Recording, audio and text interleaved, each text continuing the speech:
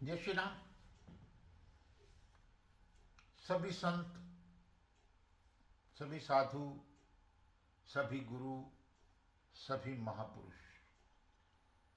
संस्कारों पर बल देते हैं। संस्कार दिए बिना अपने बच्चों को सुविधाएं देना पतन का कारण सिद्ध होता है।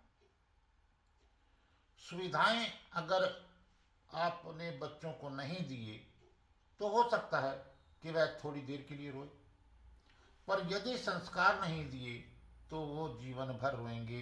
इस बात को याद रखें। इसलिए हमें बच्चों को अपने धर्म के अनुसार अच्छे संस्कार देने चाहिए ताकि बच्चों का जीवन सफल हो। इसी में भीष्म पितामह ने अर्जुन को 4 प्रकार से भोजन ना करने के लिए बताया था। कैसे?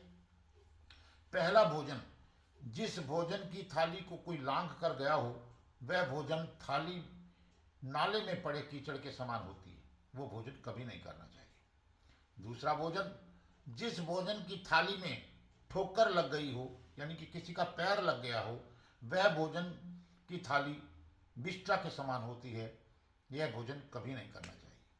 तीसरे प्रकार का भोजन, जिस भोजन की थाली में बाल पड़ा हो, केश पड़ा हो, वह दरिद्रता के समान होता है, वो भोजन भी हमें नहीं करना चाहिए।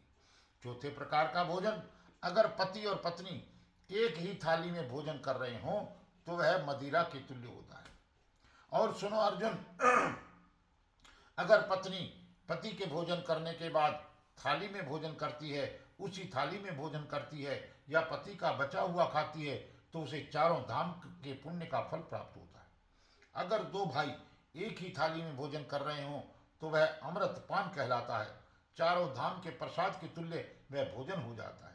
और अर्जुन सुनो, बेटी अगर कुंवारी हो और अपने पिता के साथ भोजन करती है एक ही थाली में तो उस पिता की कभी भी अकाल मृत्यु नहीं होती, क्योंकि बेटी पिता की अकाल मृत्यु को हर लेती है। इसलिए बेटी जब तक कुंवारी रहे तो अपने पिता के साथ बैठकर भोजन करे, क्योंकि वह अपने पिता के अकाल मृत्यु को हर सकती है।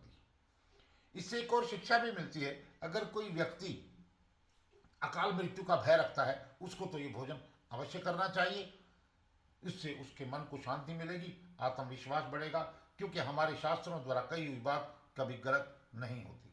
जय श्री राम, जय सीताराम, जय जय सीताराम, जय जय हनुमान।